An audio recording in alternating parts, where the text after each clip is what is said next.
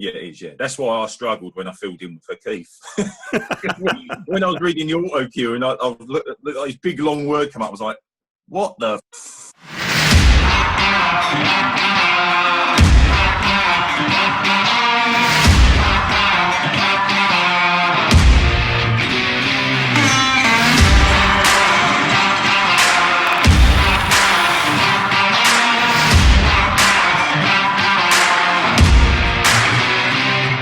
So, Dino, nice to see you, mate. How are you? I'm very, very well. How are you? Yeah, good, mate. Good. You look brilliant in all that lighting. Well, it's a little bit through work. I spend a lot of time on Zoom, and I've had to move with the times because you go on some business calls and people's lighting's rubbish, and you're looking at people's nose, and you can't hear what they're saying. Plus, I'm deaf, so. Okay. So I've had to invest in a pair of headphones because people are talking away and I'm just nodding and I have no idea what they're saying. So yeah, a little bit of investment to get it looking a little better. Smart. I appreciate your cartwheel behind you showing me earlier on. Was that your one cover? That I know of, yeah. I only knew about it, to be fair, because a mate of mine just basically stuck that in the post, framed it, put a little message on it, and just a nice little gift. Yeah, it's nice. I don't have any. Do I have any? Oh, I've got one athletics thing up, which UK Athletics gave me when I retired. I thought it was going to give me a pension. They gave me a picture of myself with a nice little inscription. Thanks, UKA. That'll keep me warm on the winter evenings.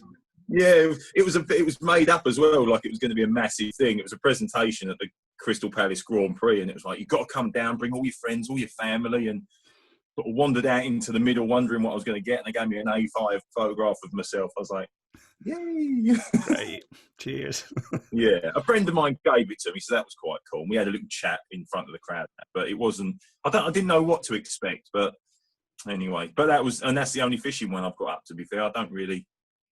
Your medals are tucked. I don't even know where my medals are. They're in a boot bag. I was just about to ask that. I would have thought, in this Zoom times when you're thinking about backgrounds, you would have had all of your medals and everything else you've won up there. Well, if truth be known, mate, I do run around with just my medals around my neck. Like when people say doing the windmill, it's more with the medals. The missus loves that first thing in the morning. Yeah, cling, clang, clong. I honestly don't know where they are. I couldn't tell you. I couldn't tell you the last time I even looked at them. Really? I'm tying rigs too many times now, aren't I? And that was a long, long time ago. Do you keep an eye on it, British athletics? No, not so much now, mate. No, I still work within the track and field industry, more at the grassroots and more along the lines of coaching the teachers and the coaches. So giving them my experience over obviously 25 years odd at a decent level, but bringing it back down to how they can relate that to the younger kids to give them a head start, which I didn't have because I had PE teachers who were extremely enthusiastic about sport but had very little technical knowledge. And so my passion within my track and field work is trying to give the teachers the technical knowledge to match their enthusiasm so that they can make massive differences at a younger age. Because I was probably 17 when I got a decent coach to actually teach me how to throw properly, jump properly, run properly, like the fundamentals of just being an all-round good athlete. Not necessarily a track and field athlete, but just the fundamentals of running well. You go over to a football pitch and you see lots of good footballers, but they don't run very well, and that comes along if and when they get trials, which we all had. Everyone had a trial somewhere, didn't they? But it was so that's sort of where my track and field time goes, and I love it because there's not a lot of people that have been where I've been and done what I've done that are prepared to put the time and the effort into that sort of area, and I think that's where it makes the biggest difference. But obviously I've got a little bit of a niche thing going on, you can get a sprinter in to teach you how to sprint, you can get a jumper in to teach you how to jump, you get a thrower in, or you can get me in and I'll do the lot in a day. Yeah. No, or not this year. COVID killed that. Yeah. Yeah, nobody's been doing a great deal of anything. Have you got? No, I tried doing a javelin thing online and it didn't work. Right, Actually, okay. I did throw javelin in the garden and I skewered the hose and the wife had a go at me. So now she's bought the most expensive hose known to man. That'll teach you for doing daft Yeah. stuff in the Like garden. non-kink, it grows, it shrinks, it's literally like a snake. And yeah, I saw the price when I got my Amazon bill for it. I was like, how much for a hose? She's like, you shouldn't have skewered the other one with a javelin, should you? So, No. what are you doing at the minute to keep fit then? Because obviously everybody's been trying to keep fit through COVID. Because as long as I've known you, you've been super fit. So, have you suffered through COVID, or have you kept No. yourself right? I sort of I did the classic roller coaster really. Got super fit, like wickedly fit the first couple of months, but then sort of got into my 3 o'clock in the afternoon coffee and packet of digestives routine, which just seems to continue. But I'm like mid-40 now, and so I don't mind if I have a little bit of junk food. I don't mind if I miss a training session, but no, I kept in touch with quite a few coaches that I know throughout, well, all over the world, really. And we did quite a lot of Zoom workouts and made up some funky challenges. And my old Instagram account, which got hacked, which I no longer have control of, I did some physical challenges on there because I saw a lot of people going, oh, let's do 10 push-ups for 10 days. And I was like, hold on, what? I'm like, yeah, we're going to do 10 push-ups for 10 days for someone that's really suffering from PTSD or something like that. I'm like, well, if they're really suffering, 10 push-ups doesn't really quite put you in the same position, does it? Let's do something physically demanding and let's challenge people. So, I came up with some funky ideas and actually we're still doing that today. So I've got this push-up challenge and burpee challenge, which I do once a week with a few people that are all over the world. So we have a little WhatsApp or Facebook or Zoom meeting, and I'll go out in the garden and we just blast each other for half an hour. Nice. But I'm training almost every single day that I'm not working or fishing. So I went over the track yesterday, to be fair, and done my back in, so I might have a week off. But I think that's the middle-aged man in me.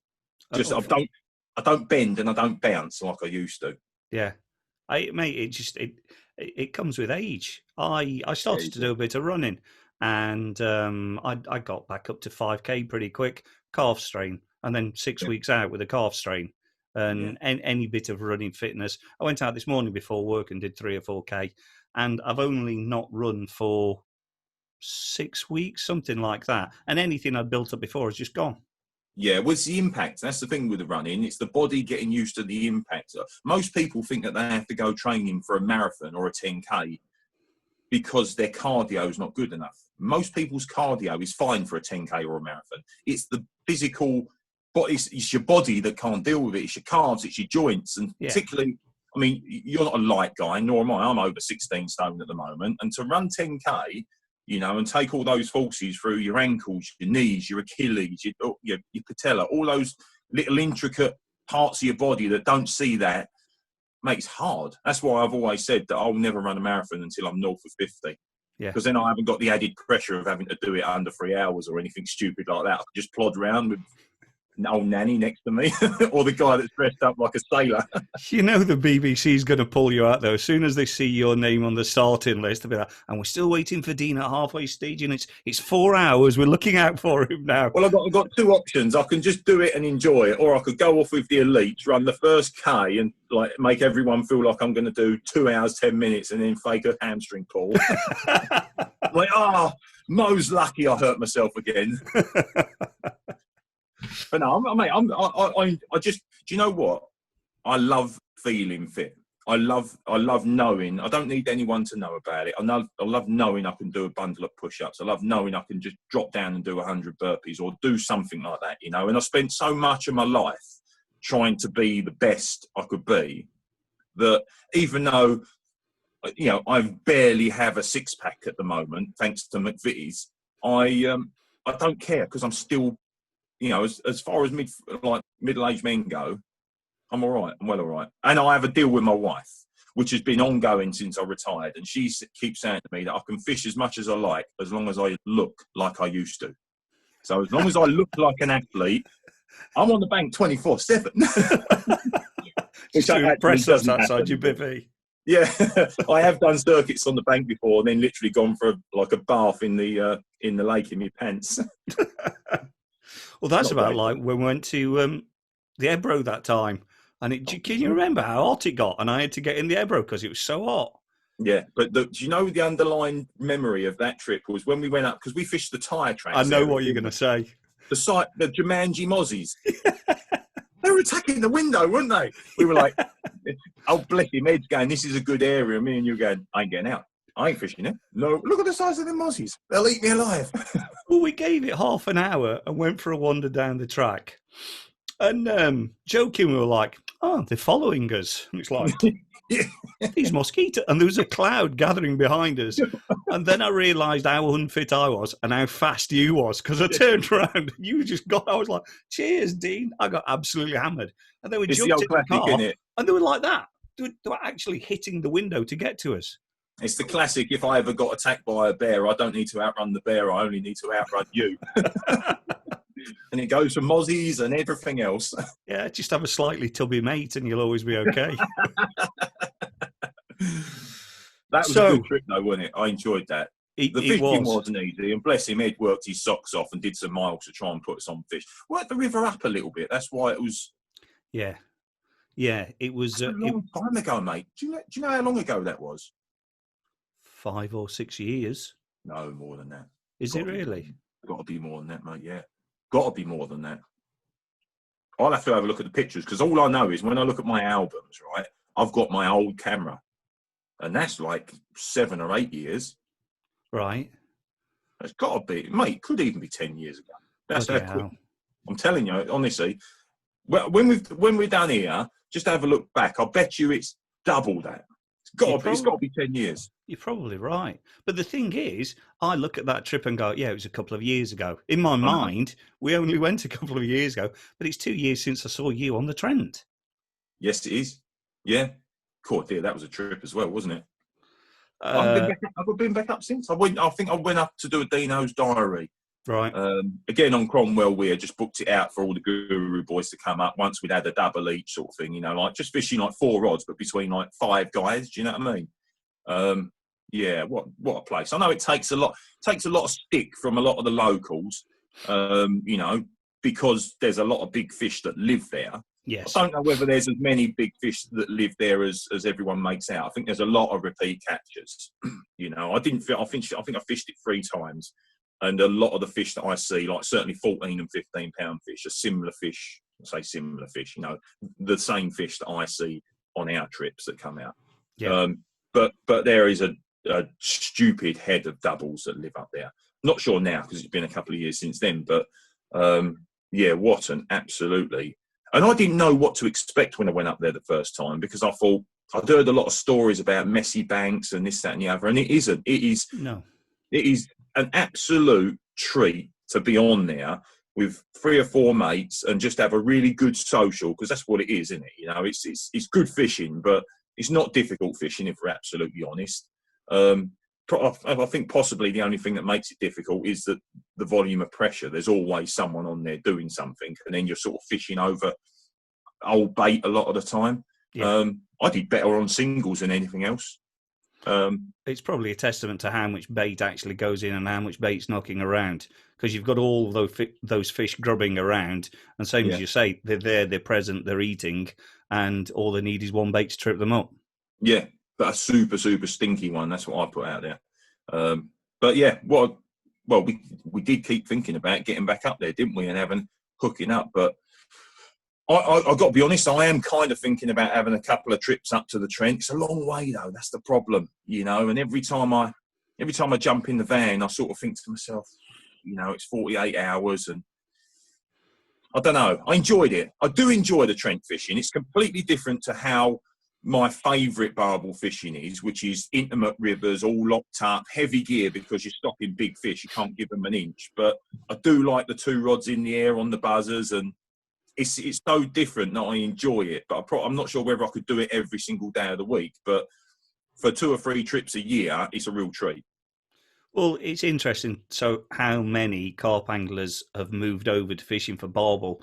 Because on rivers like the Trent, it's quite similar. It's multiple Yeah, rods. So, we were talking about the Trent and barbel, and I was just saying I think it's an easy migration for some carp anglers because the techniques are so similar. It's kind yes, of bolt rig fishing, but I think a lot of clearly there's some very, very good carp anglers who are good at hunting fish and stalking and floater fishing, see a fish, target it, go for that one.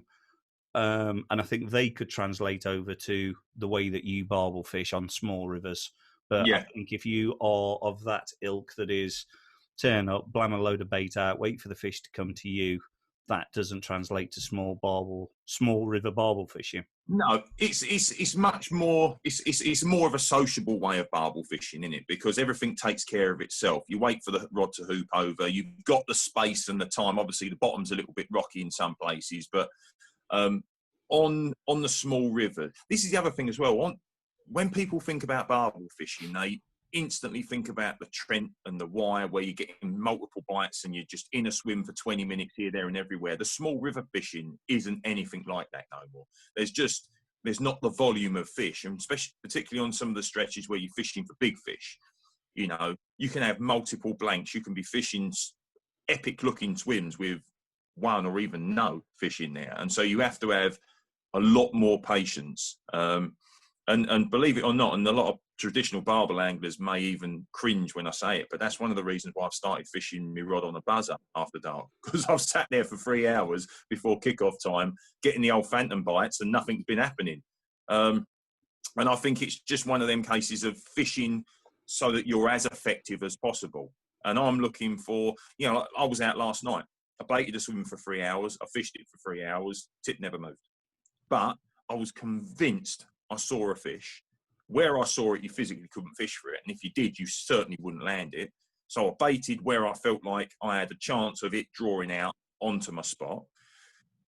And with a chance of me still landing it, even though I still probably where I was fishing couldn't give it much at all. Like, as in, like, if it took a foot of line, that was absolutely it. And it didn't happen, So you are fishing for a lot of the time lone fish, and for these small rivers with bigger fish, a lot of the time you're fishing for a really super low stock nowadays.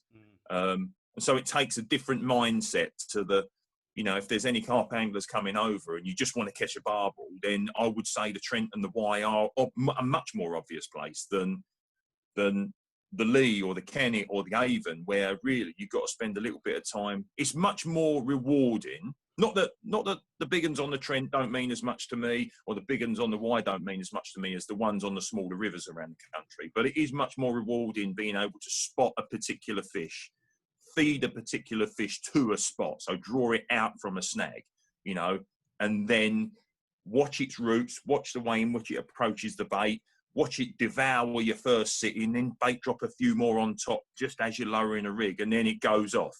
That is a super, super cool, that stuff. But it just... See, you're getting excited already. You Well, turned away from the camera then, and you're starting to focus on the process. Doing it. It happened. Like last week was brilliant. It happened a few times last week. No doubles, no big uns. But when you have to work hard and you see the fish turn you over, and when it leaves a spot, you're winding in. You're just adjusting a rig here and there, and you're just laying it on a slightly different spot because you feel like it's... I don't know. It's just it's man versus beast when you can physically see them. Yeah. Do you know what I mean? And I think with a lot of lakes nowadays as well, they're so busy, particularly commercials. You don't get an awful lot of that sight fishing, margin fishing in the edge where you can creepy crawly stuff in the corners, because there's a lot of foot traffic, and so they tend not to be in the margins all that often. So if you can find that sort of fishing on a really low, clear, intimate river, then as much as it's difficult and as much as you blow more chances than you nail, I think it's like the ultimate. It really is, And I've always said that on them small rivers, when you turn up and there's a foot of water on and there's a nice little bit of colour to it, and you think, oh, definitely going to get a bite tonight, right? They are the worst conditions for me, because I look at 6 different swims, 10 different swims, 15 different swims, and I can't choose because they all look mustard. I prefer it when it's super low and super clear. right? Really? When you can physically go, well, they ain't there. They ain't there, you know. So I use my eyes. My eyes are a really good tool for me, particularly when I'm fishing. Plus, I'm like a normal guy, but with ladders. You know, I'm taller than the average dude, so I can see over the top, and I get a much better view of a lot of spots just because of my natural height. Yeah. But I love small rivers when they are really low and clear, or when they're up and raging, because for me, then the spots you want to fish are glaringly obvious. Do you know what I mean? Let me ask you a question and be candid about this. It's just your opinion. So there's some places over the summer that have been super low nearby me, and I've been looking in between the weed, and where I think a barbel runs, I've not been seeing fish, and I've always looked at them when the weather's been high, when the water's been higher, and thought that's got to be good for a bite or two. Just places where I walk the dog. Yeah. And then I thought, well, why don't I run the drone over the top? Why don't I just take the drone on a sunny day all the way down, and I'll know what's in there? So, drones, yes or no? No. Too much. For the record, I didn't do it because it kills some of the. For me, it kills some of the mystique. But I thought I'd ask the question. Too much. Like, I can see it being a thing. You know, I mean, I purposely don't fish waters that are accessible to me because I don't like the idea of being at a disadvantage with a boat. Now, I would use a boat. I've been abroad for a week to certain venues, or one venue in particular, and I knew it was bait boat dominated. And my pride got the better of me, and I was like, nah, ain't using it. And it was super busy. And by the time I'd moved on to fish, it was a really weedy sort of venue anyway. But by the time, several times throughout the week, I moved on to fish, and I found spots, you know, light leads, just flicking them around. The fish were already gone. And there was guys that clearly could play PlayStation better than me, that were just dropping solid bags in the middle of nowhere with their GPS and stuff, and doing well. And as much as I was pleased I didn't give in, my pride cost me a whole week's worth of fishing, you know. And would I have rather have had 10 bites on boats than worked my socks off, fished well, and had a tension of rud? Of course. You know, that's stupid. And so from that experience, I have not got a problem. Like, let's say I go over to Lac de Premier in the winter, on a lake booking where boats are allowed at the moment, and you're getting them over like a tin of corn and a 12mm wafter. You can't do that at 100 yards, one spom and then a bait over the top. You know, you can't do that. You're going to be just off, right, which will cost you. In them situations, when everyone else is doing it, I'm all for it. I'm game. But on 4 or 5 acre lakes where the chucks are no more than 70 yards and there's not really too many overhanging snags and stuff like that, where any competent angler should be able to fish every inch of that lake, and people are still using boats, then I think that's just lazy. And I know there's people out there that have just spent $3,000 on a boat and they hate me for saying it, but that's my feeling. And I don't think, and I'm not here to impart my standards or the way in which I feel fishing should be done on anyone else. You want to use them, that's fine. Yeah. You know, it's entirely up to you. And I do use them when I feel like I'm either at a disadvantage without using one, or I feel like it needs to be done. So I'm not completely against them, but I am completely against them when really it's just bone idle laziness that is the reason why they are used. So I've sort of come round to the idea of I'm kind of all right with boats. You know, I am. I mean, I hit a golf ball straighter than I steer my boat. I'm used to it. Honestly, I would rather cast 160 yards because it takes me less attempts to get it on the spot with a cast than it does with the boat, because it's literally like this.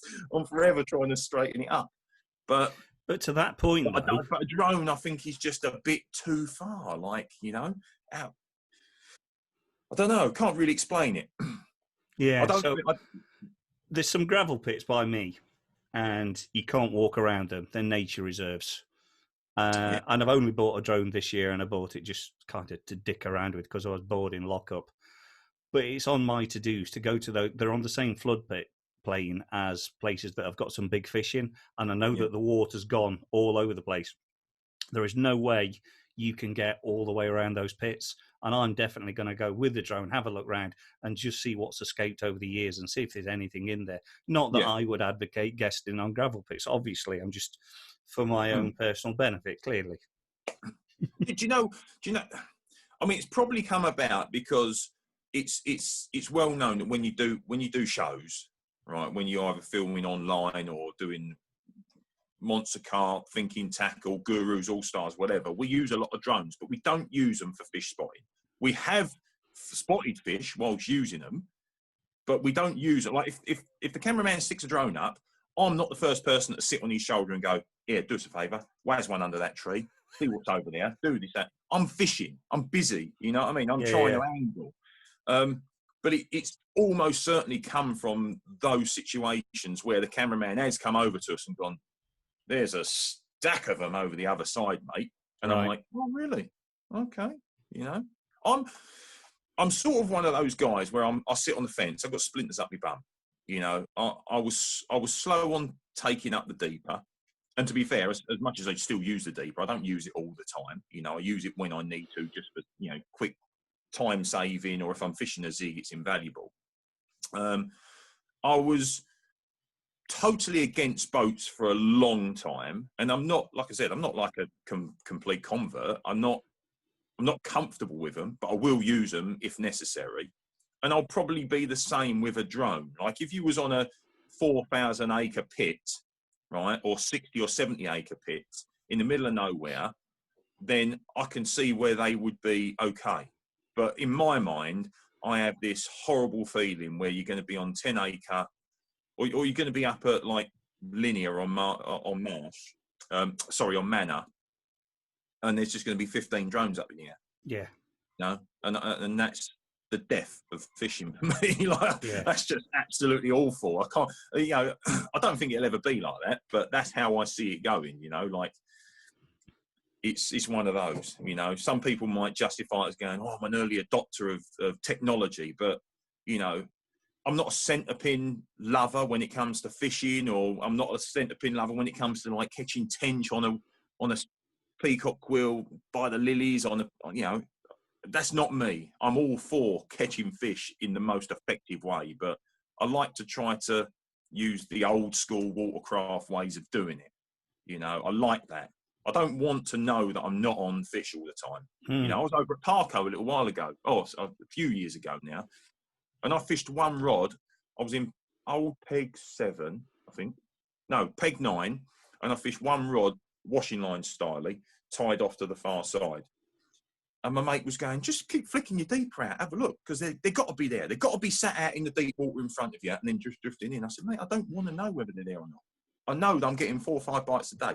That's all I need to know. I don't need to know where they're coming from. I need to know where they're ending, and they're ended up on my spot over there."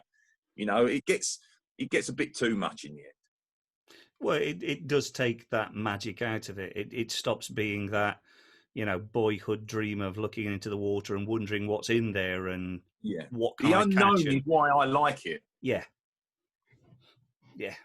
So I hit a fish last night in the Trent that I couldn't stop. 20-pound braid, 20-pound hook link, bent over double, took 40 yards and went straight into a snag. And I mean, the rod was hooped over like that. Really? I don't know what that is. It could be a big barbel. It could be a carp.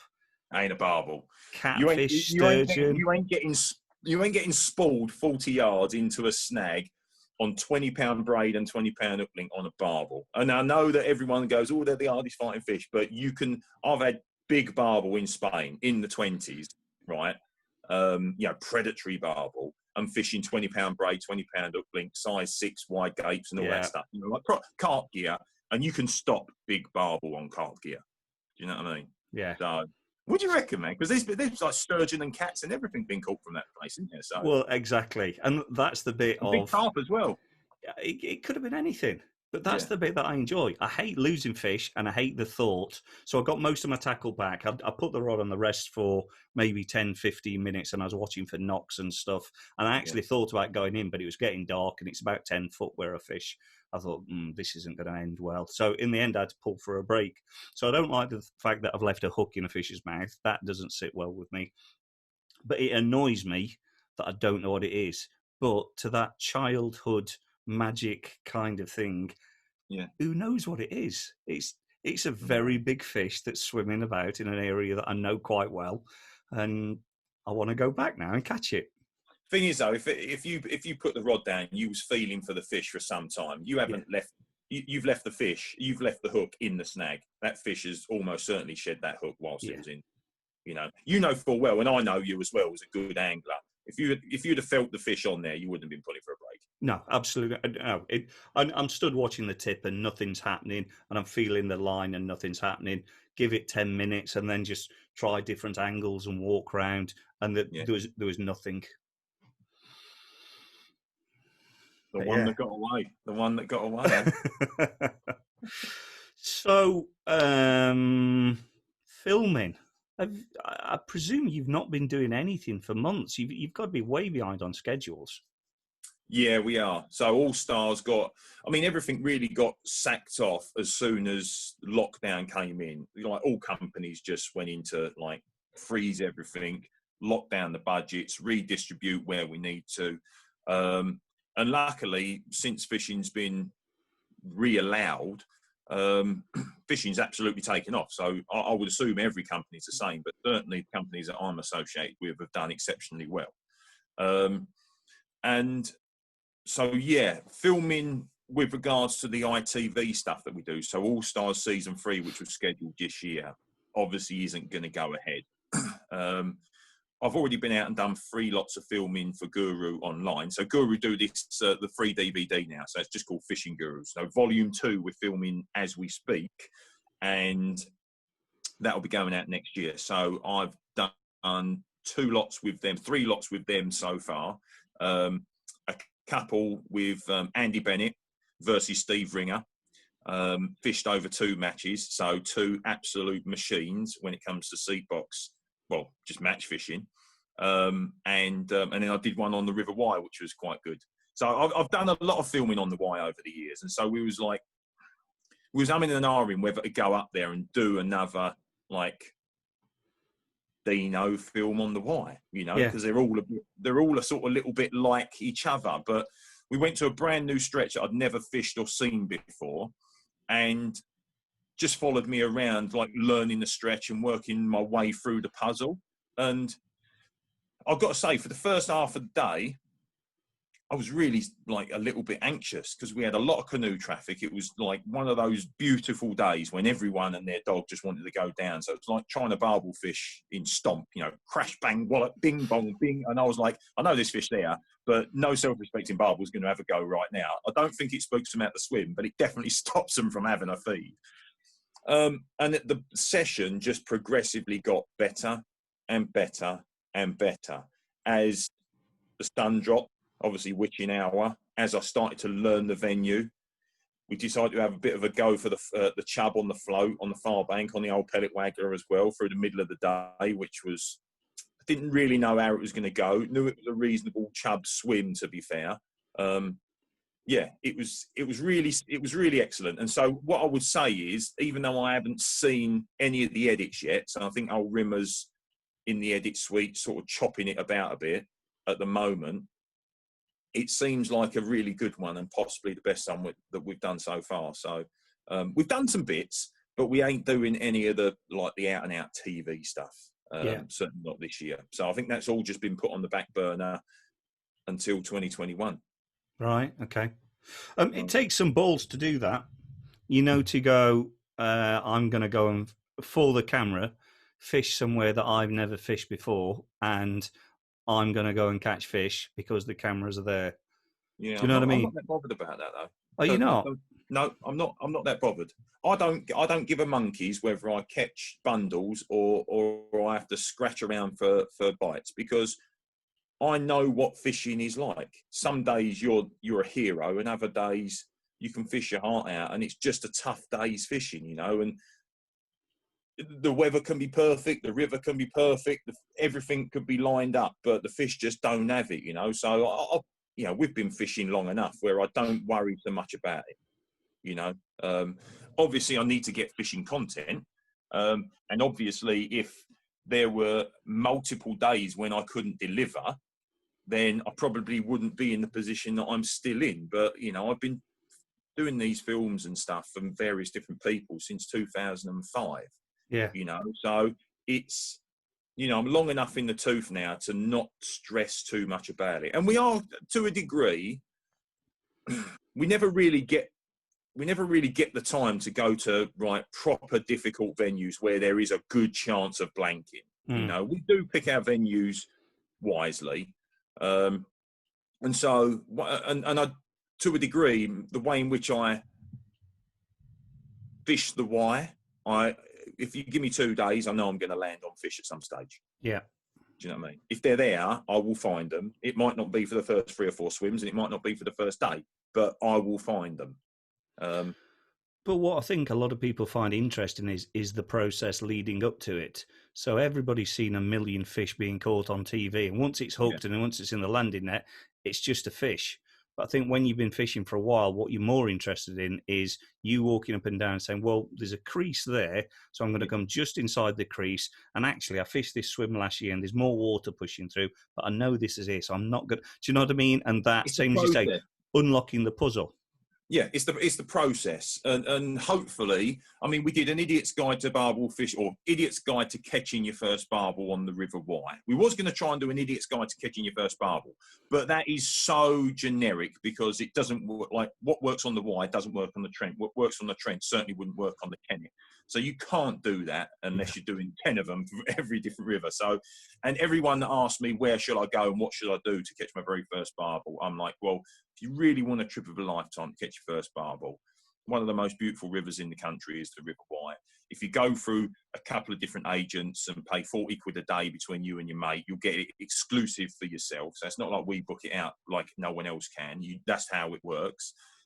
You'll have a great holiday in great scenery, and you'll be on fish. Yeah. You know, so we did an idiot's guide to catching your first barbel on the Wye, and that went down really well, even though it was sort of almost repeating what we'd been saying over the years of doing fishing gurus on there and this, that, and the other. It was just all of the little snippets of information in one little package. And like I said, that seems to have been received super well.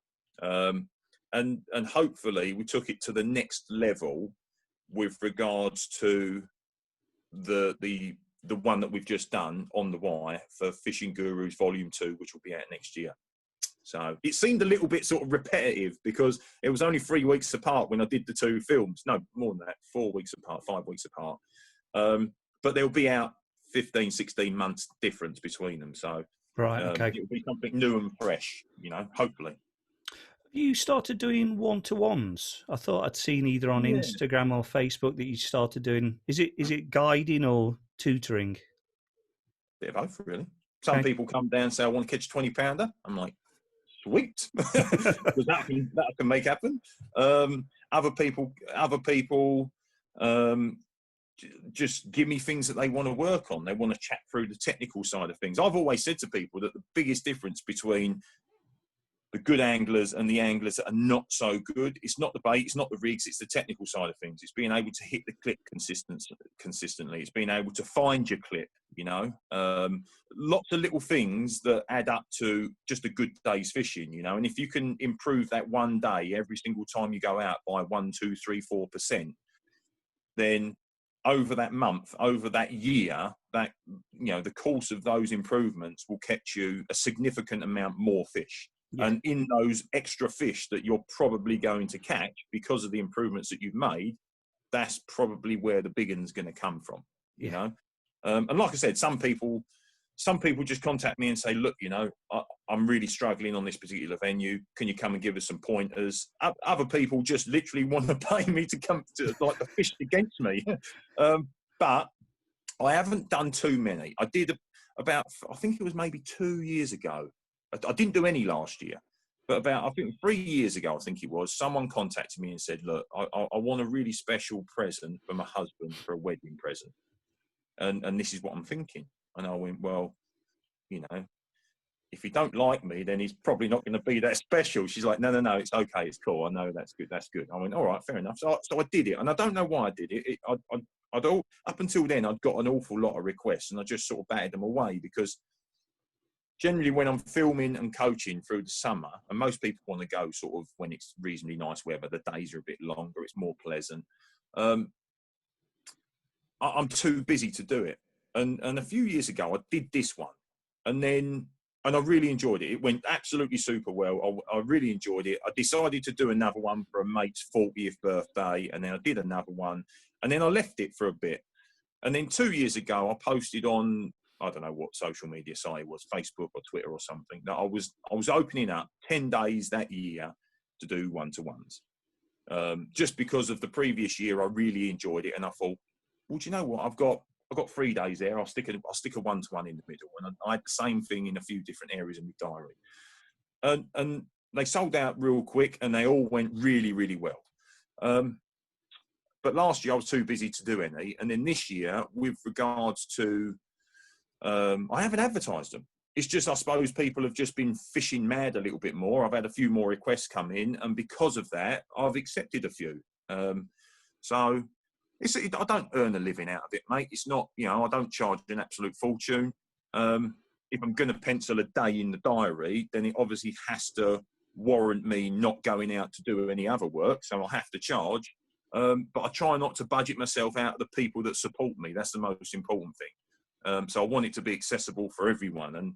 And I've had parents bring their kids along for a day to 75-year-old men that have never feeder fished in their life, and they've never put a rod on a buzzer and their wife literally going away going, thanks, got to buy him 2 rods and buzzers now. I get goosebumps when it all goes well, and I get goosebumps, to be fair. I'll get a really good buzz out of the day. I've had one blank, so we've probably done, I don't know, maybe 30 over the last couple of years now. But we've had one blank, and that was kind of recently. And so I got the monkey off my back. But the good thing is they were both sort of golf orientated. And so they wanted to work more so on the technical side of things. Because they said, oh, look, I can go and play golf, and a pro can smack a load of balls in front of me and hit them 300 yards straight down the middle of the fairway. But it doesn't give me anything to go away and work on to improve. And so they wanted that sort of technical aspect for the day, as opposed to catching a bundle of fish. I was like, right. That's what we're going to work on then. So, yeah, I quite enjoy them, to be fair. And I suppose it sort of comes from I love my coaching within track and field. So I love athletics. I love my coaching in athletics. And I just thought to myself, well, I love my fishing. I'm a natural sort of coach anyway, because I like to try and not only inspire, but I like to try to impart my knowledge onto other people to help them succeed in whatever they're doing. And I really suppose, for some of the guys I get that really are quite novice-y when it comes to fishing, I really enjoyed helping people out on the fish off when we were filming that as well. So I thought, well, that's not an issue either. So I just sort of, I haven't, it's not a big thing for me, but I tend to accept more requests now than I refuse. Okay. So if somebody did want to fish with you, how do they go about that? Facebook, on my Facebook page. Okay. Or Instagram, but the real Dean Macey 10, not the Dean Macey 10. Did you never get that sorted out? Ooh, if I could get hold of someone from Facebook, honestly. I went back and forth with them for ages, and they just wouldn't. For people that work in one of the most technologically proficient software company on the planet, they are thick as you like. I was like, no, this is not the account I'm actually concerned about. I've opened this account to try to raise a support ticket for the account that you've locked. Okay, but this account's fine, isn't it? Yeah, but this is not the account I'm worried about. This is just a makeshift account because you're not accepting any of my risk. I was like, oh, in the end, I just went, thanks, Bob. And just hung up. I was like, God, that was it.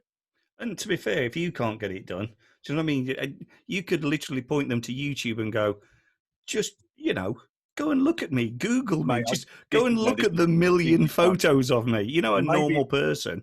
This is funny as well, because when they went, right, okay, can you do us a favour? We're going to send you a code, all right? I want you to email me back this code with a picture of you justifying it, that this is your account, right? So I've done this, and I've put the code on here and the date and the time. And at the bottom, I've put, this really is me. Google me if you want.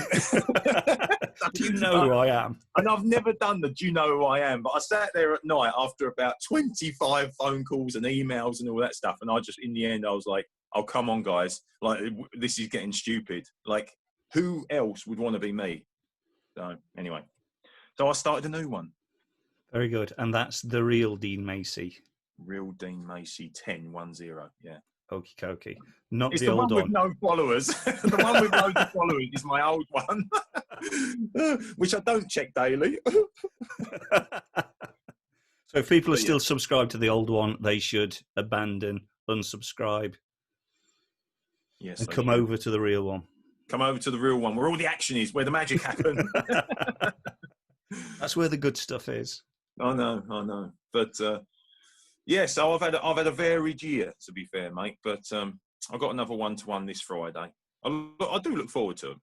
And actually, to be fair, most of them end up with my mobile number, and I'm just like, look, if you're going to buy stuff in the future and you're not too worried about what or this, that, I sort of keep in touch, So I don't want to do too many because I don't wake up with loads of WhatsApp messages every day. No, it's nice, and I think people can underestimate how much value they can get out of one day. Whenever, let's say we travel and you go, right, I'm going to go to somewhere and catch a Nile perch, or I'm going to catch a catfish. You go, you get a guide, and as good as you are at fishing, that guy's going to go, right, what we're going to do is we're going to go to the other side, we're going to tie off, we're going to use a live bait, and you're looking, yeah, I wouldn't have thought of that. I would have fished like this. And the amount that you can learn in a day or 2 days from a local expert, it's 2 or 3 years worth of fishing and experimentation on your own. But I've seen some people online bitching and moaning about the fact they've got to spend a few £100. You're like, well, this is this guy's livelihood. They don't have to. This is the thing. They don't have to. It's there. If you don't want it, don't. That's it. Yeah. If you don't want it, it's fine. If you want to, I learnt the hard way. I've never asked any questions. I've had the luxury of sitting behind Steve Ringer and Rooney, and I've been fishing with some really good anglers. But I learnt the hard way. On my first ever cast, I didn't have a clue what a bail arm was. I was backwinding the line out as I was casting. And I used to come home after every session and go, "Mum, I need new spool of line." She's like, "It should last longer than a day, shouldn't it?" I'm like, "Yeah, but there's lots of, I don't know, I'm doing something wrong, but there's lots of tangles, and I just got bird's nest after bird's nest, and that's fine. There's nothing wrong with that, Like, you don't have to watch the shows. If you don't like me, don't watch the shows. Don't, that's it. It's as simple as it. If you want to use a bait boat, go use a bait boat. I'm not going to, but you can. Yeah. No one really imparts anything onto anybody. The one thing I love about fishing is if you're happy sitting there with a couple of beers for a day in the sun, getting burnt, not catching much, but going home at the end of the day and going, "Do you know what? What a fantastic day." And then I'm up the other end catching 30 fish, sweating, dripping, hungry because I'm getting another bite and I haven't got time. We've both had a great day. Yeah. Who's right? Who's wrong? No one's right. No one's wrong. If that's what you want from the sport, brilliant. I'm all for it, because I actually go and sit in corners and I'm not bothered about getting a bite sometimes. I just want to be out in the open air. Yeah. Other times I've got my business head on, and I'm not a competitive person anymore. I don't find being a competitive person, it's not a nice trait that people look for in a friendly guy. There's a lot of people that are around nowadays go, "Yeah, I'm super competitive," and I'm like, "No, you're not." There's a difference, because when you're super competitive about something, it's really easy to be a dick about it as well. And I know, because I've come from 10 years of being a professional athlete, when my wife said that I was distant for 10 years. Now, I think that's nice. That's a nice way of saying you was a bit of a dick for 10 years, or selfish or whatever. But being that competitive sort of person, the way in which a lot of people sort of portray it, it's not a particularly friendly trait. And so I'm not really that competitive with anybody, only myself now, So I like to go and I like to fish technically really well. Like last night, did nothing wrong, it weren't prepared to come and feed. Probably fed at 2 o'clock in the morning when I was off the river. Good luck to it. Barber 1, Macey 0. Do you still have nightmare sessions? Because there's some days I go out, and as well rehearsed as I am, I'll break something, just all my PVA bags will fall into the water, and it's just one thing after another, and you're like, fuck it, I'm going home. I'm done. Today's not my day. Do you still get them? Because you fish a lot. Do you know what? I fish short sessions a lot, you know, but I don't do big long sessions that much. I actually don't fish. I fish nowhere near. I'm not like Martin Bowler, who is on the bank Monday to Friday. It's a job for him. He loves it, and you know, I couldn't do it. That burned me out. You know, I fish more than the guy that works 9 to 5, but nowhere near. I probably don't even do 3 days a week. Right. Okay. Probably don't do 3 days a week. You know, I'll do 3 evenings a week on the local river, but I'll train in the morning, do some work, get down there at 2 o'clock in the afternoon, 3 o'clock in the afternoon, fish till 10 or 9 or whatever the kickoff time is. Yeah, but you're still quite tactical. Do you know what I mean? When you're in a rhythm of, I'm going to do here, and my tackle's ready. You get in when you're fishing a lot. You get into a rhythm. So, please tell me you still screw up. Don't tell me that. I do. I do. But do you know what? Right, more often than not, pushing through that little barrier where you think, I'm going home. I am going. That's it. I'm done. Like, I've wrecked it. More often than not, them sessions, if you can just get yourself together, are the ones that produce something special. Yeah. You know? I had a right old flap up when I was in France a couple of weeks ago. And I was day 2. We got the rods out late on the Saturday when we arrived. And my first 2 bites was a 52-pound grassy, 53-pound two-tone. Right now, I've never had a big grassy, but always wanted one. And I love a two-tone. I think two-tones just look exceptionally big. I don't know why. I just think that line straight down the middle of a two-tone mirror just looked wicked. And when I was at Lac de Premier, and when the big uns at Premier feed, right, they all feed. So you know that when your first 2 fish are in the 50s, I mean, mate's 2 fish are in the 50s as well, you're like, right, this is it. Game on for the next 48 hours before the 30-pounders and the 40-pounders start getting on it. Do you know what I mean? Anyway, next morning, I got a take, and I played it all the way in. It rolled in the shallow water at my feet, and I probably should have been down in the water by now, but I knew it was a big fish, and I knew I had a bit of weed under my rod tip, so I was sort of keen to stay up until lastminute.com. And it cut me off, and I saw what it was, and it was a big old fish, and I had a right old flap up, and I tried to rush everything. And getting that rod back out, everything went wrong. I put the hook in my finger. I broke this. I did that. I trod on a rod. As I was like, oh, no. And I thought, right, I'm day 2. I'm going to get on my mountain bike. I'm going into the village. I'm going to have a beer. I'm not going to fish today because I'd lost my shit. Do you know what I mean? I was having a real old flap up. And then I thought to myself, no, come on. Next bite could be a big one. And bearing in mind, I had a good idea of what I'd sort of lost. I figured a big one would have to be one of probably 2 or 3 fish. Got the rod back out. 2 hours later, I had a 70-pounder. One of the 3 fish that I thought. And I'm thinking this as I'm sitting on my bed chair, right? I'm sweating with anger, right? And I'm having a proper old like, Ray, go away, leave me alone. I'm sorting my shit out. You know, just anyone coming around, I'm like having a go. Go, get lost. No, not now. And it happens, you know. So we do all have flaps. We do all get into I get the ump a lot, but I get the ump myself a lot. That's the thing. Yeah, I get it. You can put yourself under too much pressure, and you've got to have that inner voice just to go, as you say, calm down, take a breath, get a drink of water, step away for a minute, and then come back.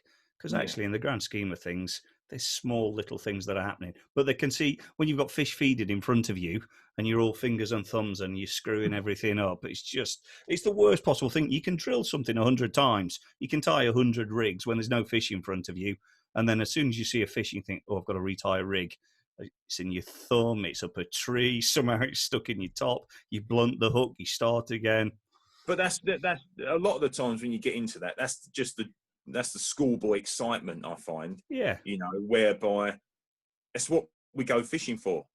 You know, if you don't get excited when you know there's a fish, people say to me, I always think the most exciting time to go fishing is when you know there's a great chance you're going to catch. Yeah. Now, I know it's called fishing, not catching, but, you know, I'm not a great camper.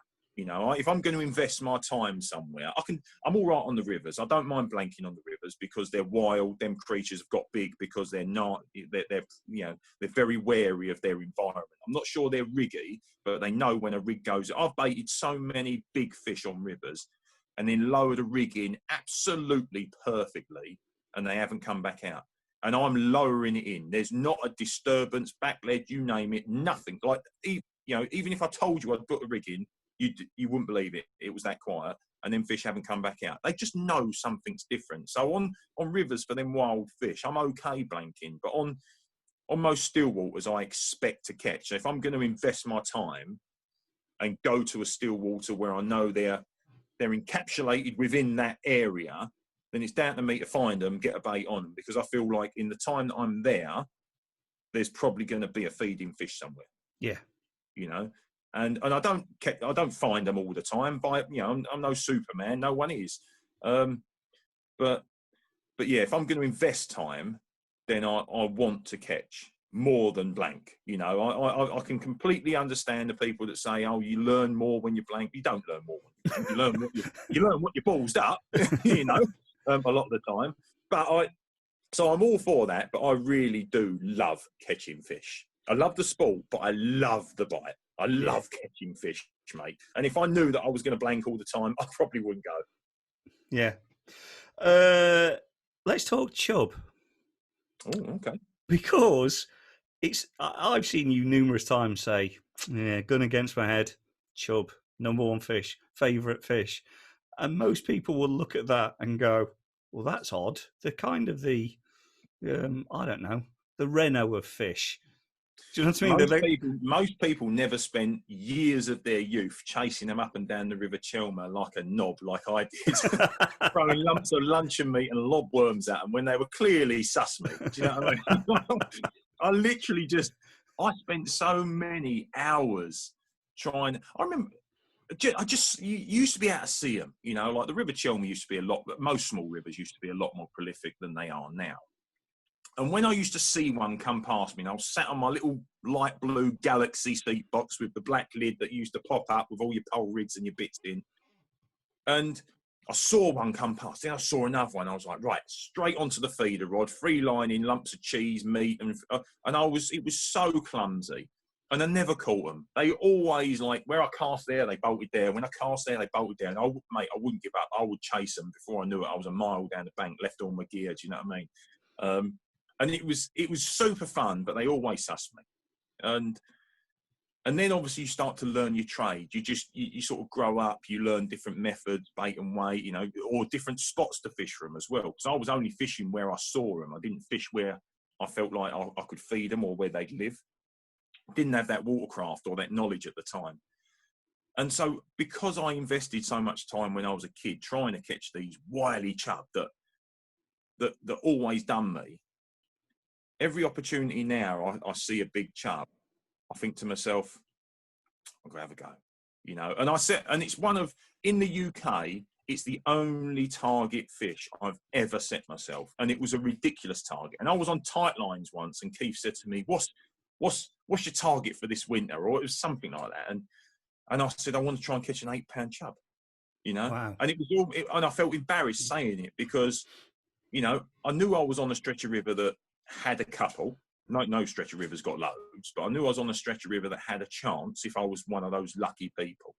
But we're talking 3,000 metres of river for this particular stretch. How many snags I couldn't even tell you, you know. And we're talking maybe 2 or 3 fish, you know. So good luck, you know. and I spent 7 years on there targeting the chub exclusively, pulling baits out the way of double-figure barbel because there was a big chub in there, you know, and I wanted that chub more than I wanted the barbel and trying to almost bait the barbel away. And over God knows how many fish, and big fish too, on one particular evening, I called my mate up when I sat on this river, and I said, Dave, do me a favour, come down. He only lives 10 minutes away. I said, come and take a photograph of this 614 for me. And he went, oh, nice. Okay, I'll be there in 10 minutes. I went, yeah, sweet, lovely. And this sort of bird watcher / dog walker with a massive great camera with a dirty great big telephoto lens walked past just as I hung up the phone. And I said, I said, you look like a man that could take a photograph. Would you do me the honours? And he went, what you got?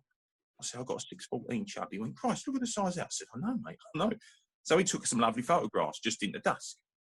My mate Dave turned up and he went, where's the fish? I said, oh, you must have walked past the guy. He's just walked off. He took some photographs for me. He's like, his camera was like 20 times more expensive than mine, so I figure he could do a job.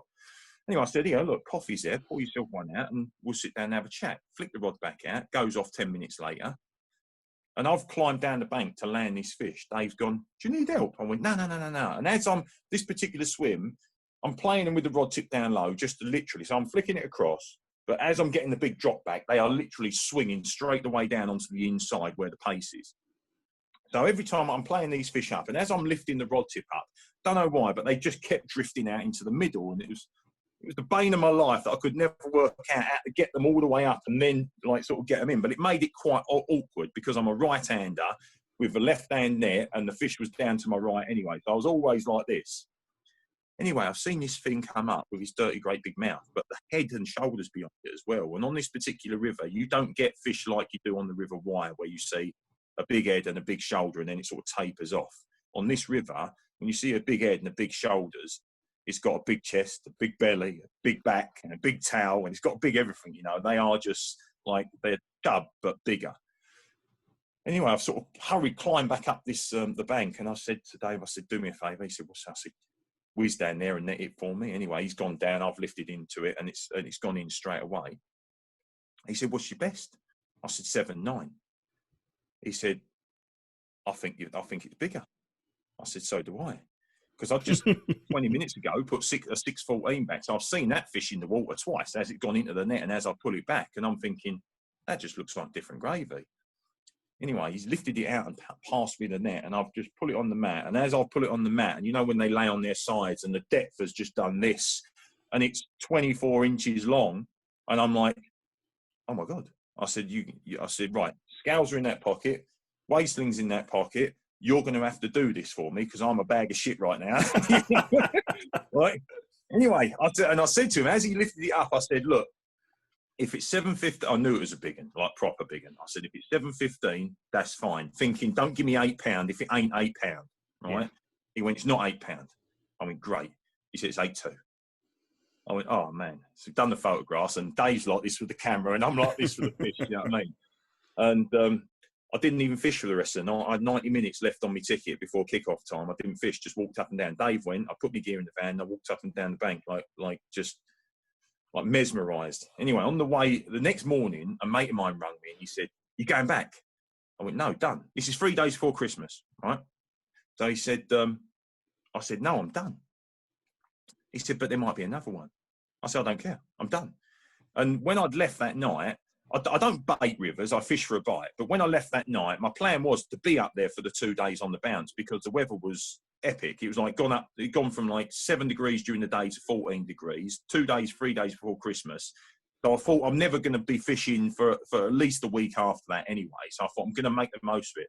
But I just threw everything else in on the spot that I had just to say thank you to the, like, I just caught my dream fish, right? Just to say thank you.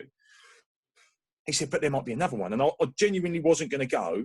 And he talked me into going back up there. And as I sat on the spot, as dusk started to fall, they were rolling like dolphins on the spot. And that second night, I had a 6'9", 6'11", 7'2", 7'4".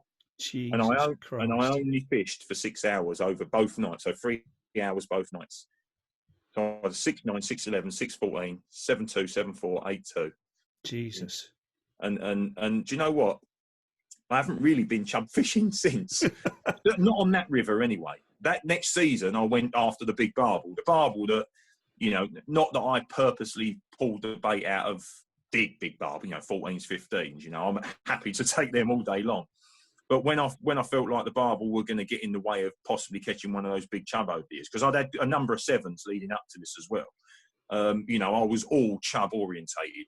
But the very next year, I went hell for leather. Maybe in the next 2 years, I went hell for leather with the barbel as well on this particular river.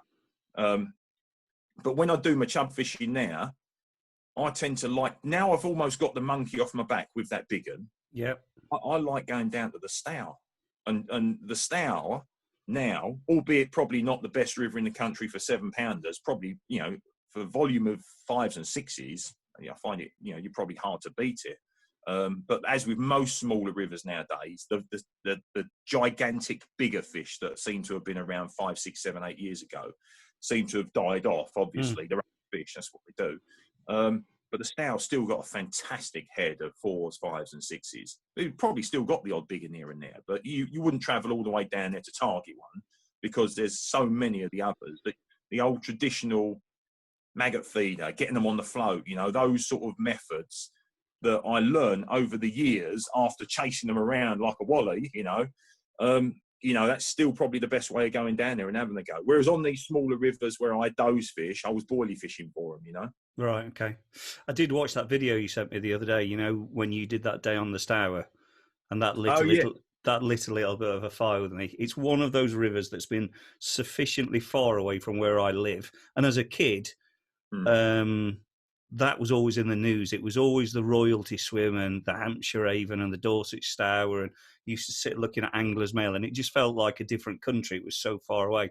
So there's something in the back of my mind that says I'm going to go and fish it at some stage. Yeah. And when I sat and watched you fish, I'm like, yeah, I'm going to have a bit of that sometime soon. If you need a mate, yeah, I'm halfway, mate. You can come down to me and we'll drive from me to there. Not a problem. You don't have to twist my arm going back there. But the thing is, I mean, I suppose I missed the Stour through its heyday when the real big uns were in there, probably because that was the same time that the other river that I was fishing was in its prime for big uns. And so you couldn't really do both.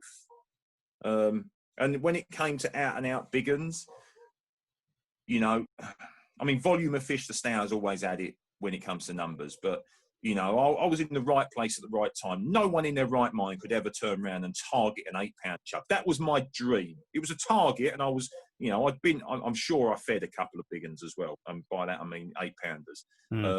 But they either done me, or one particular time I lowered the feeder in, and literally 2 minutes after lowering the feeder in, the tip went like that and then slammed round, and I wound in a little minnow and then a perch about 7 ounces. And I was like, there was 2 massive chub on the spot. Where did they come from? You know what I mean? And they never came back. So I was close on a couple of occasions.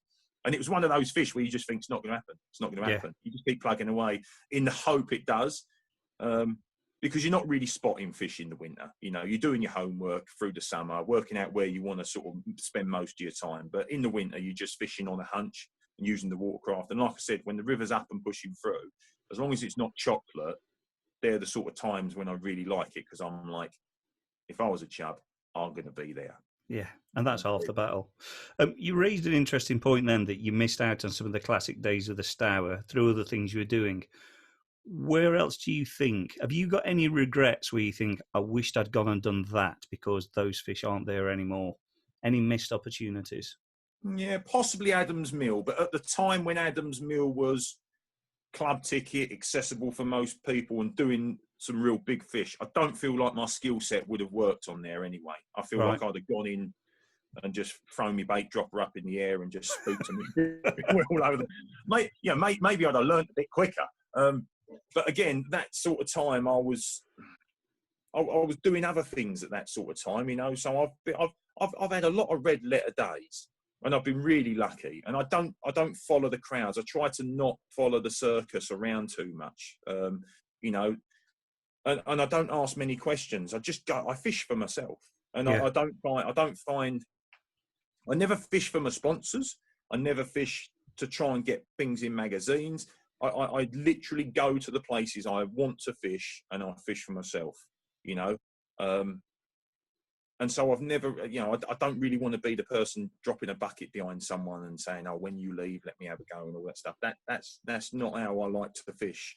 You know, not that there's anything wrong with it, because if you want to go catch a British record crucian, you've got to kind of do that. Yeah. You know, but it's just not for me. And so there's probably loads of places that I haven't really made the most of at the right time. You know. But I can't moan because of the volume of decent fish that I've caught, you know? That's a nice way to be. If you can look back and go, yeah, no regrets. I've not missed out. That's a nice position to be. Oh, no, I missed out, but I probably wouldn't have been good enough to make the most of the opportunities. Yeah, Then, yeah, you've got to learn your craft. yeah. You really have, and just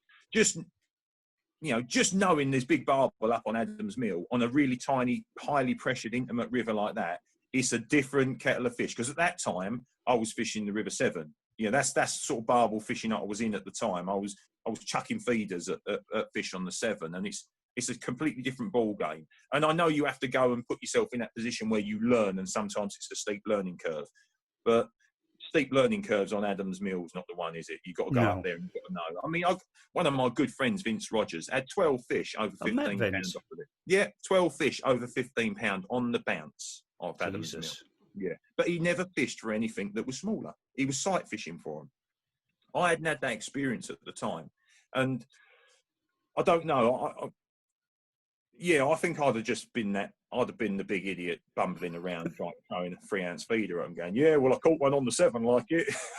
Now I'm a bit more refined, Yeah, but fishing's a long journey. The skills that you pick up in one place sometimes aren't transferable to somewhere else, and going and learning your craft and learning little bits from the people that you meet and the places where you go, that's half the fun. Yeah, it is. And well, you say they're not transferable. Sometimes they're not transferable, but from my match fishing background, from watching the boys match fish as well at a really high level, from the volume of carp fishing that I do, transferring it all over to the specimen angling, there's not an awful lot from match fishing and carp fishing you can't utilise within some form of specimen angling. I think the way my angling at the moment is just like a rainbow. There's so many colours to it, and as much as I probably do a bit more carp fishing per year than any other form of fishing, I do like to try and tick off as many colours as I possibly can every single year, even if it's just a couple of days and that's it, one hit wonder. Like the rudd fishing. I went rudd fishing earlier on this year, had 5 twos in 2 days. I haven't been back since, because when the weather's been perfect, I've been busy doing other things. And when it's good fishing conditions, i.e. southwesterly, overcast, then they're the worst rudd fishing conditions you can have. And it's a long old journey for me. So, that was an exceptional trip. Didn't bag a big one by any means, but can you call a 2-pounder a small fish? Hell no. No. And whether they'll be there again next year or not, I don't know, because those small little windows, I did think to myself this year, I've got to put the time in and have a good go for those, because that could be another Adams Mill. By the time I really get it nailed on, they might not be there. But it just hasn't worked out with my timing. I did have a good trip. I'm thankful for that. Caught some stunning fish. I love the sight fishing as well. Do you know what I mean? But again, there's always next year. And if it doesn't happen next year, there's something else I'll be doing. Yeah, you're right, mate. You are right. So, favourite venue, UK and abroad? And I know this is going to be tough because, as you said, you're fishing as a rainbow, and it's like saying pick your favourite child. But gun against your head, one from the UK, one from abroad. Because I don't do it that often, and because it's kind of exclusive, and we all love a bit of exclusive fishing, and because it's for one of my favourite species and the venue's absolutely stunning, the River Wye takes some beating in the UK, and there are some big ones up there. A big one for the Wye is a £9, even a £10, but you ain't going to go to the River Wye to target that size of fish, because there ain't an awful lot of them.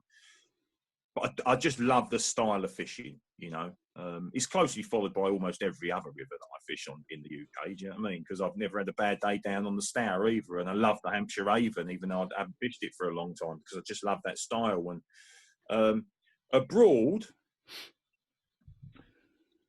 commercial fishing abroad, Gillam's.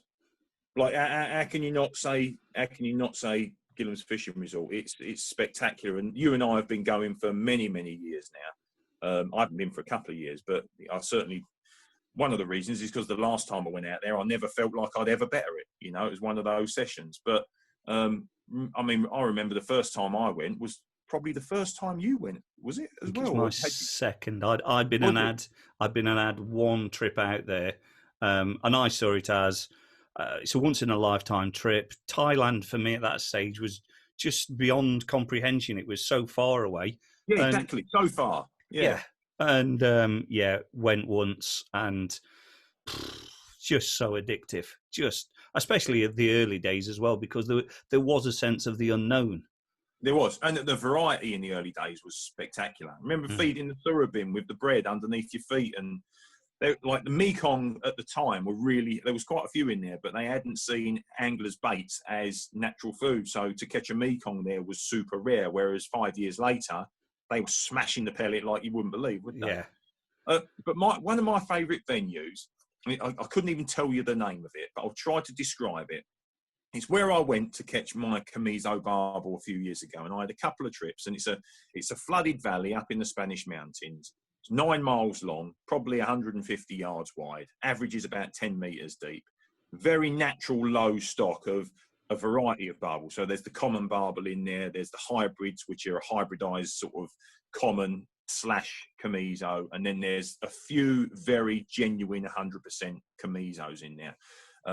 Hasn't done them to excessive sizes, but it's done them to 30 pound, which is miles big enough for me. But it's not one of those. It's not that they're a circuit water, but it's completely off the radar. You know what I mean? See any anglers down there? No one ever goes there. And a mate of mine, Paul Austin, got in touch with a guy who found this other guy, and we went out one February.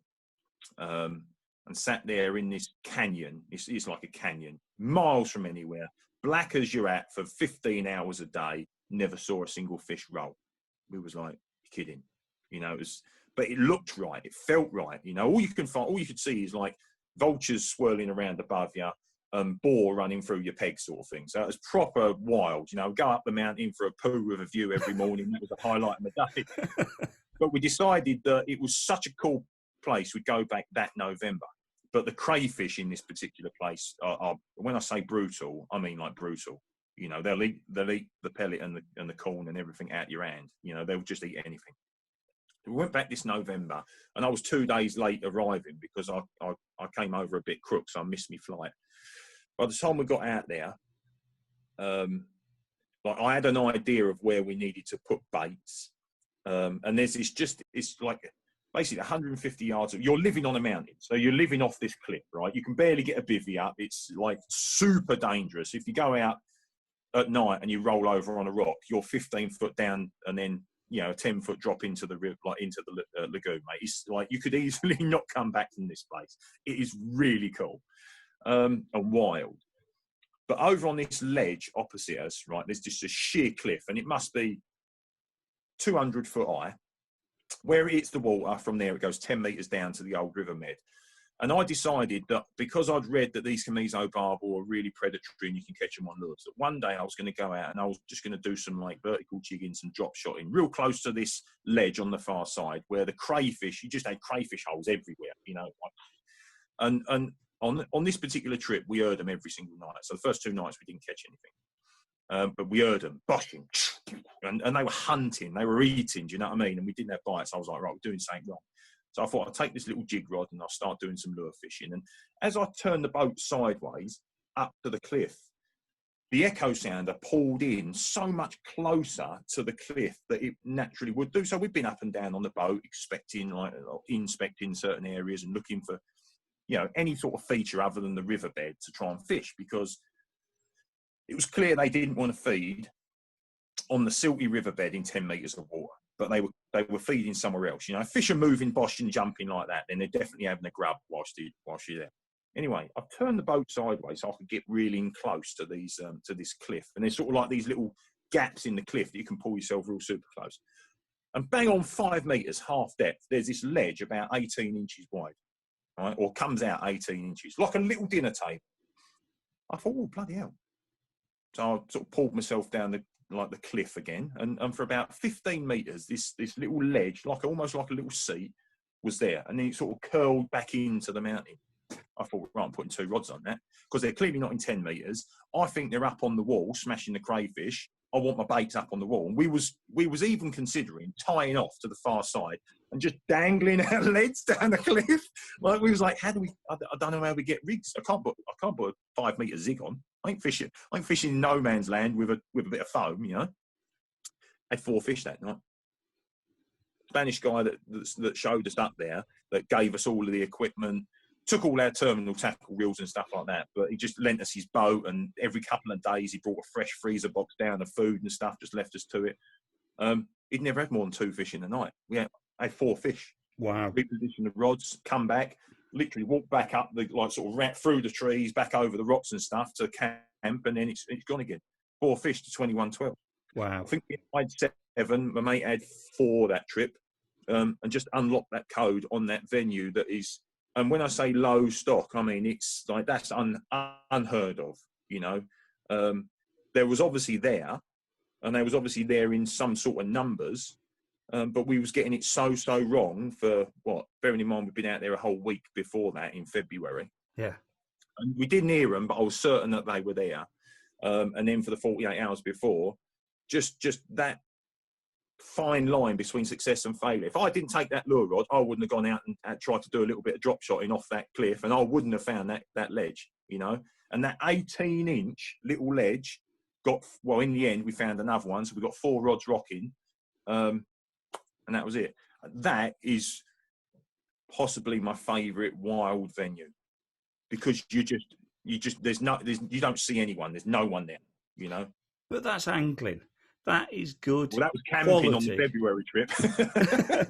Yeah, but to turn up and unlock it in such a way that a local person hasn't done it, and that's using your natural skills as an angler. All of the years, all the places you've gone, that's what separates a good angler from, you know. So, and as we said earlier, there's no problem with people who just want to turn up, throw a rod out, sit there with a can of lager. It's a very broad church.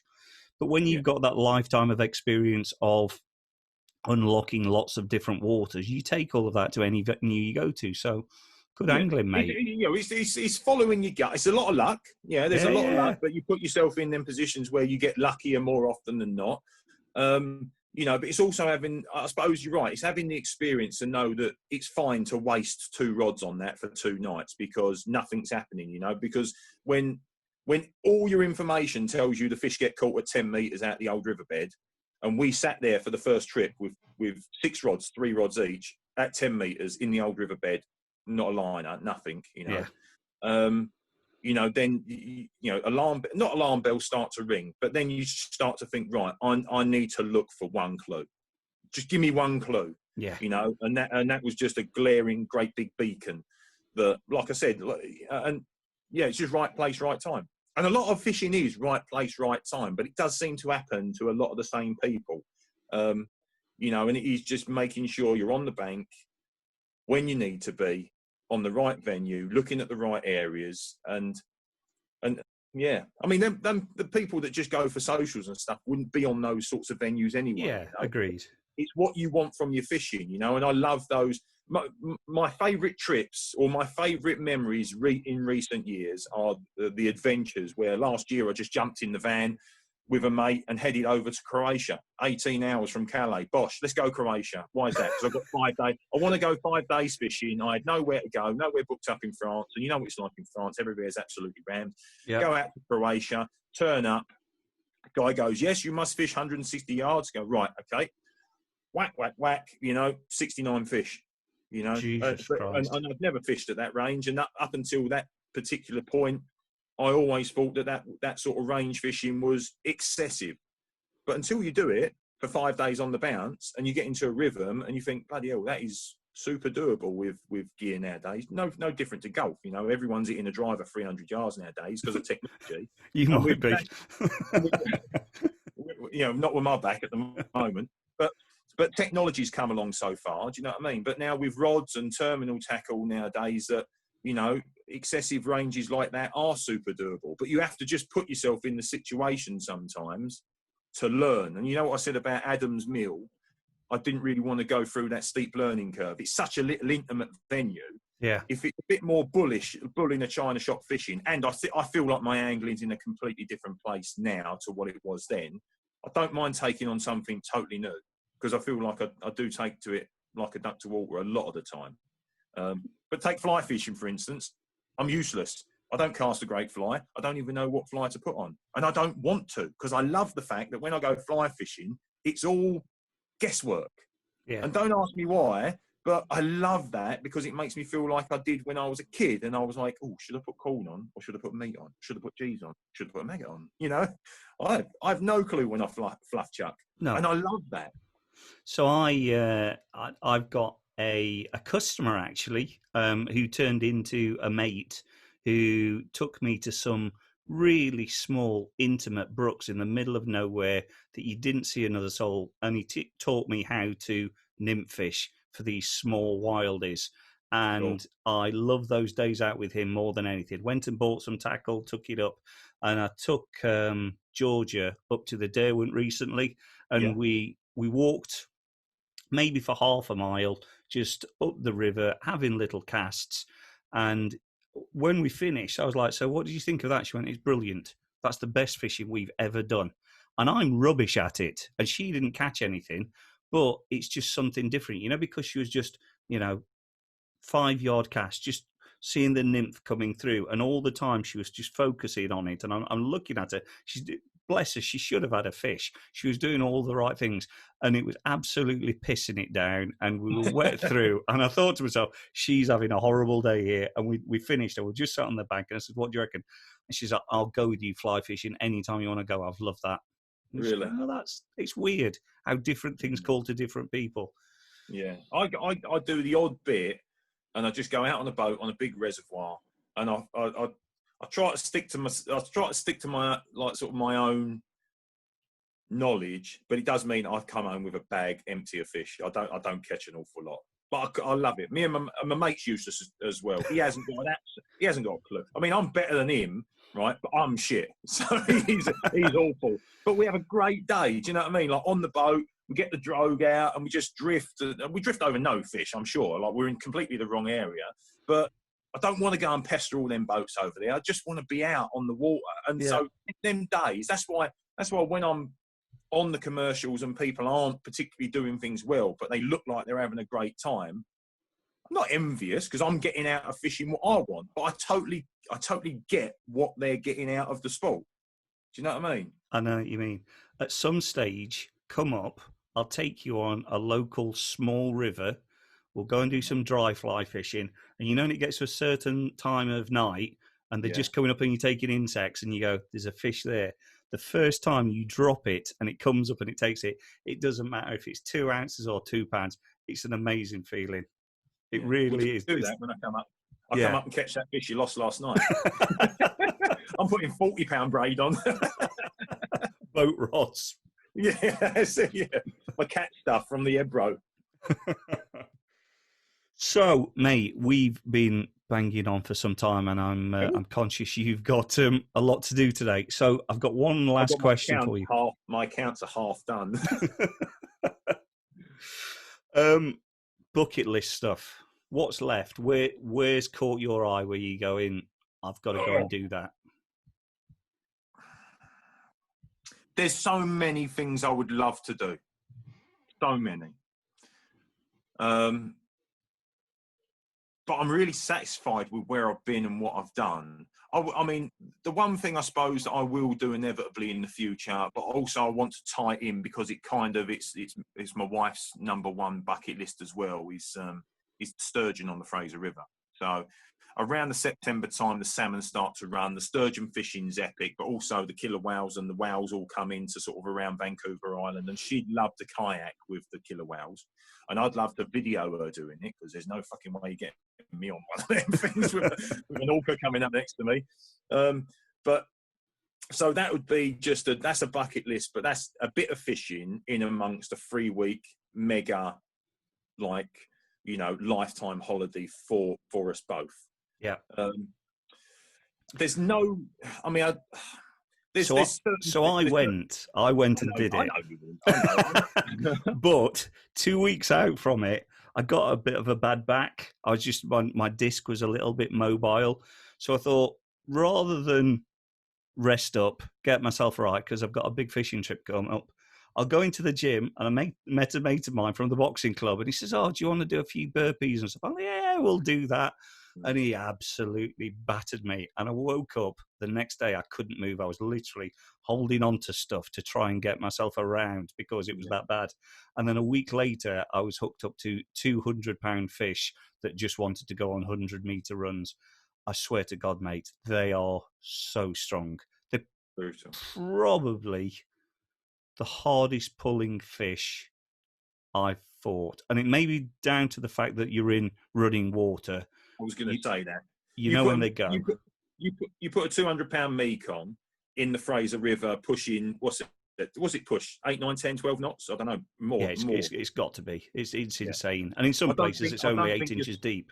Yeah, I don't think you're ever stopping a Mekong in that respect, because I've hooked some big stillwater sturgeon, and they haven't come anywhere near close to what a Mekong would be like. So imagine hooking one of those Mekong in the Mekong, which is obviously a big, powerful river. You wouldn't, because they feed on stuff that we'd never catch them on. But it just looks brilliant, off the back of the boat. It looks great, the scenery. I feel like the wife would absolutely love it as well. Plus, there's so many other things that I want to do whilst out there. I've been to Canada once in 2001, but that was to compete, Edmonton, and I just sort of flew home straight after it.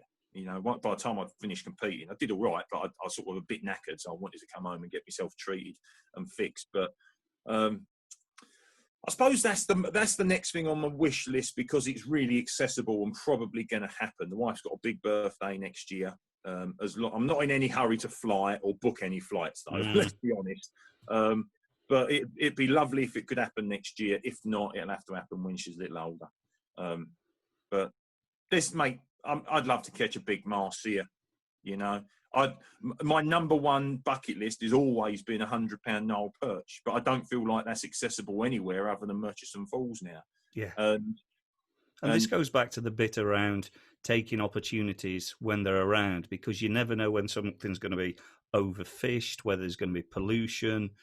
There's certain points in time, and you're absolutely right. Things like 100-pound Nile perch, right place in history, you could have booked a flight and stood a good chance of catching one.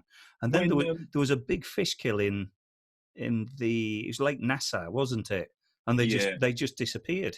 Yeah, perch are quite a fragile creature, though, aren't they? Like if there's something going wrong with a lake, often it's the perch that start rolling over first.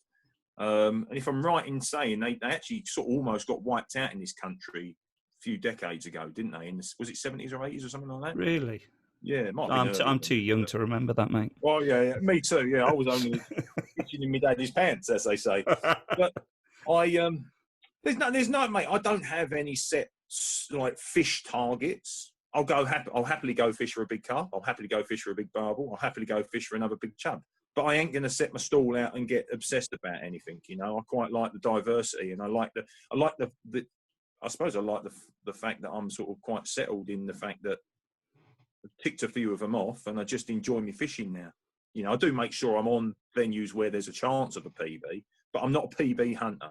That's not me now. I'm definitely still a specimen hunter. I like to catch big fish, but it hasn't got a, I'm not going to go sort of breaking my neck to try and catch a 12-pound tencher or anything like that if it's not accessible or sort of doable, because I think my time has to be justified for what I'm doing at the moment.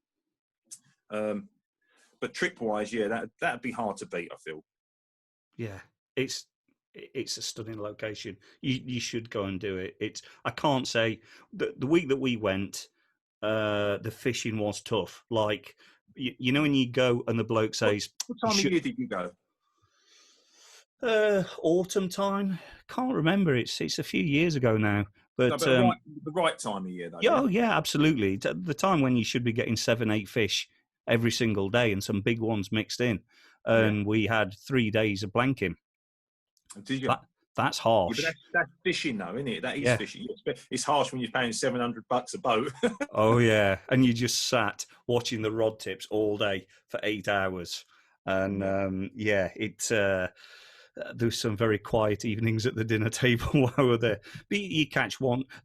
As you know, I used to travel with my dad, and our aim was to go and catch as many 100-pound freshwater fish as were out there until he got some bad health, which was obviously very, very unfortunate. We ticked a lot off, but we went on that trip and we both got £100, and it was, mission solved. On to the next thing. But we've always said, your next bucket list? What's your bucket list? Because you're quite well travelled. Do you know, I'd like to go back out to the Florida Keys properly. I did it with a fish off, but I got, bless him if he's watching, I apologise, but I got a skipper that had a bad fucking week. He anchored us up to a pelican. I said, really? what are we fishing to today? And he said, oh, there's a wreck down there. I said, where? He said, down there. I said, where? He said, down there, about 100 yards. And I went, really? He went, yeah, you see the mast just poking out the water. I went, that, 100 yards. He went, yeah. So while he was anchoring up, the mast flew off. It was a bird. And that's when I thought, yeah, Ali stuffed me on this one, because my one's anchoring me up to stuff that ain't even there. He said it got blown in with the hurricanes a few months before. I'm like, got blown out with the hurricane also. So I'd like to go back out and do that. I'd like to do that because I feel like when you go filming out to places like that, often you don't get the very best experience. I had a lovely time. I experienced it enough to know that I'd want to go back. But the fishing obviously wasn't that great either, because the water was quite cold, and so the flats and shallows didn't come into play. So it was difficult for most skippers around that time, in his defence. Suriname was probably one of the best places that I've been as well. And we was lucky. I mean, on the very last night, I got out to go and do some lau fishing for myself. But when you get 4 hours after a 10-day trip to get fishing for yourself, and for the last challenge, Paul and I took 3 days to catch one fish. And I think Bobby caught one on the very first night, but then he never caught one for the next 2 days. You know what I mean? So they weren't like mega prolific, but you knew you was on them. And I sat there with the director, Nick. We had 2 rods out, and the right-hand rod on the livey started doing this, started twitching. And as we were both watching the right-hand rod, the left-hand rod just buckled over. And I played this fish up to the boat, didn't even have to come off the anchor. Played this fish up to the boat thinking it's a 50-60 sort of thing on the gear that we're using. You can tame them. And I've actually got some video footage. There's some colourful language on it. But, it's the old story when it's just cruising from the top of the boat to the bottom of the boat, right? And you see your line and your lead like that. And you're concentrating on where the hook links enter in the water. And then the towel comes up and thrashes 7 foot away. And you go, flipping heck. And it turned out to be a 150, 160. So I didn't get any great photographs. Got some on my old BlackBerry phone sort of thing, because I didn't have a camera or anything with me. Didn't expect anything to happen. So I kind of did. I caught a really nice peacock bass, about 4 or 5 pound out there as well, and some big electric eels. So I sort of caught a few fish whilst out there filming in really limited time, which is really fortunate. All down to the guide, nothing down to me. So I'd like to go and do that again, but I feel like I sort of tick that box if it never happens. But the Florida Keys, I didn't tick a box. I caught one shark about 2 long. Never saw a real big. Oh, I did see a big shark. Saw a 150-pound bull shark. That was quite nice. But didn't catch a grouper, which I'd love to have done. I've spoke to you many times about it, because I know you've done it a few times. So that, I suppose, would be on my wish list. But that's behind the sturgeon on the Fraser River. And I think the sturgeon is very, very doable. But anyway, I asked you a question 25 minutes ago. What's your... What do you want to do? Well, I've still got unfinished. I was talking to Keith about it last week. I want a £100 tarpon on the fly. That's been burning a hole in the back of me for a very, very long time. So that's my main target fish. But it's so far away, and it's so much money to go over. It's one of those things that might end up as a retirement fish. And I go over when I've retired, and I get myself a little flats boat, and I just spend a couple of weeks. The trouble with fishing out there is it's so expensive. If you want a guide, £600-700 a day, and if there's a group of you going, it can get stupidly expensive. So, what else? You got anything that's doable, like as in like on the horizon? Are you targeting any fish or anything? Because I've got no targets. I'm just fishing for the love of fishing, which is a really lovely place to be. What, in the UK, you mean, my current fishing? Yeah. Well, I don't have the luxury of a lot of time to fish. All of mine is done as, I'm that guy who'll turn up after work and I'll put a bit of work in, but actually my rods go out and I'm fishing. If I don't catch anything, that's perfectly okay. Grown up. Say again? Yeah. We're growing up. They've stopped coming with me now because apparently Dad snores quite a lot. Right. Ethan came with me earlier on the year, and about 3 o'clock in the morning, we got a take, and I looked at him. I went, "Were you up?" He went, "I'm not sleeping." I was like, "Are you all right?" He went, "You were snoring so loud." So he's basically gone now. I'm not coming with you anymore. You just snore too much. Yeah. But yeah, I can't share a swim with a snorer. Can't do it. Can't do it. I don't want to be getting up. I don't mind getting up to land fish for people, and I obviously don't mind getting up to land fish for myself. But I don't want to be kept awake by a snorer, and it angers me. I'm like, so if we go carp fishing together, like we just have to meet in the middle somewhere, because I need to be well out of audio range. Separate swims. I have been known to actually take people earplugs, and people laughing go, "Oh, yeah, thanks, mate." I'm like, "No, you will need them."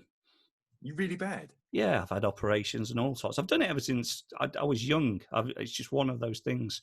But as I've had people wake me up in the night because they thought I was dead. I'm so cool. When we go to shows and share a room with one of the gurus and stuff, I can't remember who it was. One of them woke me up prodding me, and I went, "What?" He went, "I thought you was dead." I was like, "No, I'm fine." He said, "You're the quietest sleeper ever." I'm like, "Yeah, I'm fine." Don't move, mate. No, I don't think anybody will be under any illusions that I'm not alive. Yeah, you're on the way, you're dying, but not dead. Maybe choking slightly in my sleep. Yeah. Maybe I've got sleep apnea. Maybe that's it. Oh, mate, the amount of people now I see on the bank, and they've got those big old masks on now. Yeah, it's a common thread. Mate, we have banged on for a couple of hours. I am super grateful for you coming on. We don't get to do this often enough, and it's always a pleasure. We don't, actually. Pardon? We don't. And do you know what the funny thing is, actually? I forgot to store your new number in my phone. So your last couple of texts I just dismissed. I was like, it was only when you WhatsApped me and I saw your thing, I was like, oh, you must have texted me your new number at some point, and I just forgot to store it. I might not have done, because it's a new work phone. All right. Oh, well, it's there now anyway. Yeah, there you go. Right, mate, been a pleasure. Let's not leave it as long next time. Thanks for your time, mate. I'll be up to the Trent soon, mate. I'll give you a knock. All right, we'll definitely do that. Cheers, mate. See you soon. Bye. Cheers, mate.